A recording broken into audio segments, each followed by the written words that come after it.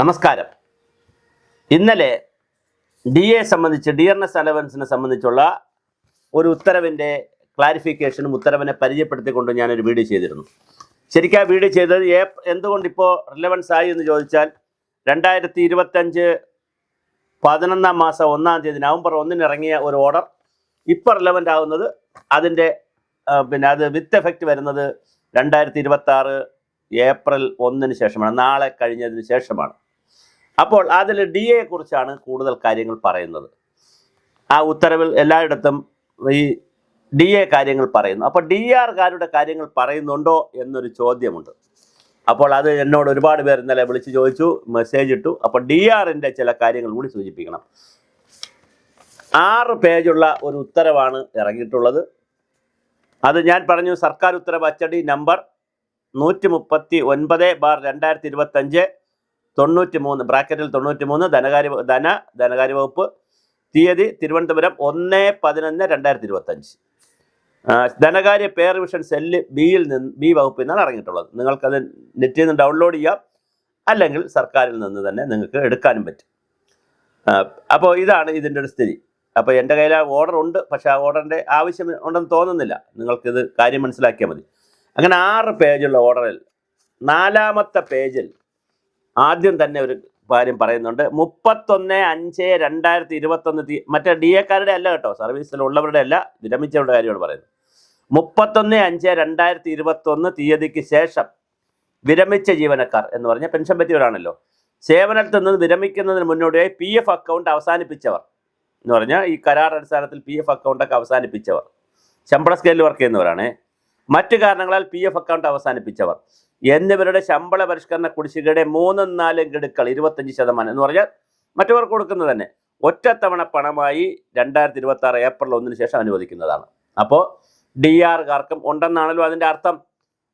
1/7/2019 മുതൽ 28/2/2021 വരെയുള്ള കാലയളവിൽ കോ ടെർമിനൻസ് വ്യവസ്ഥയിൽ പേഴ്സണൽ സ്റ്റാഫായി ജോലി ചെയ്തിരുന്ന പൊതുമേഖലാ ഗ്രാൻഡ് നേട് സഹകരണ സ്ഥാപനങ്ങൾ എന്നിവയിൽ നിന്നുമുള്ള കോ ടെർമിനൽ ജീവനക്കാർക്ക് PF അക്കൗണ്ടിൻ്റെ അഭാവത്തിൽ സേവന കാലയളവിലെ ശമ്പള പരിഷ്കരണ കുടിശ്ശികയുടെ 3/4 ഗഡുക്കൾ ഒറ്റത്തവണ പണം.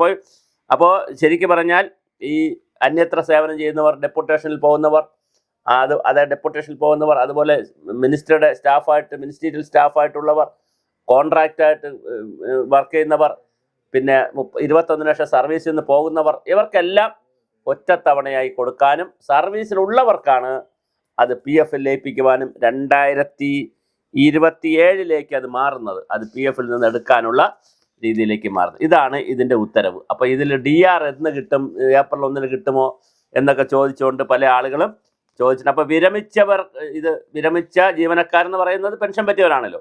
അപ്പോൾ അവർക്കുള്ള തുകയെ സംബന്ധിച്ചാണ് ഇതിനകത്ത് പറയുന്നത്. ഏപ്രിൽ 1-ന് ശേഷം അനുവദിക്കാവുന്നതാണ്. അപ്പം 1-ന് ശേഷം എന്ന് പറഞ്ഞാൽ 2-ാം തീയതിയിലുള്ള വരുമോ, ശമ്പള ബില്ലിൽ വരുമോ, ഏപ്രിലുള്ള ശമ്പള ബില്ലത്തിൽ വരുമോ, അതോ മെയ്യിലുള്ള ശമ്പള ബില്ലിൽ വരുമോ എന്നൊക്കെ ഉള്ളത് ഈ ഒരു ഉത്തരവ് വെച്ചിട്ട് ഇൻ്റർപ്രറ്റ് ചെയ്യുമല്ലോ. എന്തായാലും ഏപ്രിലുള്ള ശമ്പള ബില്ലിൽ വരുമായിരിക്കും. ഇലക്ഷൻ കൂടെ ആയതുകൊണ്ട് കൃത്യമായി ഏപ്രിൽ 1-ന് ശേഷം കൊടുക്കാമെന്നാണ് പറയുന്നത്. അതുപോലെ തന്നെ അടുത്ത് എടുക്കുന്നത് 2027 ഏപ്രിൽ 1-ന് ശേഷം എടുക്കാമെന്നാണ് പറയുന്നത്. അപ്പോൾ തീർച്ചയായിട്ടും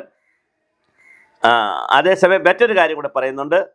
31/5/2021 ശേഷം സേവനത്തിലിരിക്കെ മരണമടഞ്ഞ എല്ലാ ജീവനക്കാരുടെയും 11-ാം ശമ്പള പരിഷ്കരണ കുടിശ്ശിക പ്രസ്തുത ജീവന ആശ്രിതർക്ക് ഒറ്റത്തവണയായി നൽകുന്നതിനുള്ള അനുമതി നൽകിക്കൊണ്ട് 30/8/2024 തീയതിയിലെ സർക്കാർ ഉത്തരവ് അച്ചടി നമ്പർ 75/2024 ധനകാര്യ വകുപ്പ് പ്രകാരം പുറപ്പെടുവിച്ച ഉത്തരവിന് തുടർന്നും പ്രാബല്യം ഉണ്ടായിരിക്കുന്നതാണ്. അപ്പോൾ ഇതാണ് ഇതിൻ്റെ ഒരു കഥ. ഈ ഉത്തരവെന്ന് പറയുന്നത് ഇതാണ് ഇതിൻ്റെ കറക്റ്റ് ഉത്തരവ്. നിങ്ങൾക്ക് ഇതിൻ്റെ ഈ ക്യാമറയിൽ നോക്കി, വീഡിയോയിൽ നോക്കി നിങ്ങൾക്ക് ഇതിൻ്റെ നമ്പറുകൾ കറക്റ്റായിട്ട് ട്രേസ് ചെയ്താൽ പഴയ ഉത്തരവുകൾ നിങ്ങൾക്ക് കിട്ടും. അപ്പോൾ വളരെ കൃത്യമായി ഈ ഉത്തരവുകളെടുത്ത് പഠിക്കുക. ഒരു സർക്കാർ ഉദ്യോഗസ്ഥനെ സംബന്ധിച്ചിടത്തോളം, അല്ലെങ്കിൽ വിരമിച്ച ഒരു ഉദ്യോഗസ്ഥനെ സംബന്ധിച്ചിടത്തോളം ഇതുപോലെ കാലാകാലങ്ങളിൽ ഇറങ്ങുന്ന ഉത്തരവുകളുടെ ഒരു കോപ്പി എടുത്ത് വയ്ക്കാൻ, ഒരു ഫയൽ സൂക്ഷിക്കാൻ നോക്കുക. അപ്പോൾ സ്വാഭാവികമായിട്ട് ഒരു സംശയത്തിന് ഇടയില്ല, അല്ലെങ്കിൽ പിന്നെ ഇതിങ്ങനെ ചോദിച്ചുകൊണ്ടേയിരിക്കും. അപ്പോൾ അതുകൊണ്ട് ഇതാണ് ഇതിൻ്റെ ഒരു കഥ. എന്തായാലും ഇപ്പോൾ ഇത് വച്ചിട്ട് പേ റിവിഷനിലുള്ള 25% കിട്ടും എന്നുള്ളതാണ്. പക്ഷേ DRൻ്റെ പിന്നെ രണ്ട് ഗഡു ശമ്പള പരിഷ്കരണത്തോടനുബന്ധിച്ച് DRൻ്റെ 2 ഗഡു കിട്ടിയിട്ടില്ല എന്ന് പിന്നെ പെൻഷൻകാർ ബഹളം ഉണ്ടാക്കുന്നുണ്ട്. അതിതാണെങ്കിൽ ഇതുണ്ട്, ഇതല്ല ഇനി വേറെ ഏതെങ്കിലും ആണെങ്കിൽ അതിൻ്റെ ഡീറ്റെയിൽസ് നിങ്ങൾ തരികയോ അല്ലെങ്കിൽ അത് കിട്ടുകയോ ചെയ്താൽ അതിൻ്റെ വീഡിയോ ചെയ്യാൻ പറ്റും. എന്തായാലും KR Jyothilal additional chief secretary ധനകാര്യ വകുപ്പിന് വേണ്ടിയിട്ടാണ് ഗവർണറിൻ്റെ ഉത്തരവ് പ്രകാരം എന്നൊരു ഓർഡർ ഇറക്കിയിരിക്കുന്നത്. ഈ ഓർഡർ അനുസരിച്ച് DR വിരമിച്ചവർക്കും അതിൻ്റെ ആനുകൂല്യം കിട്ടാനുള്ള സാധ്യതയാണുള്ളത്. ഇതിൻ്റെ 4-ാമത്തെ പേജിലാണ് ഈ കാര്യം പറയുന്നത്.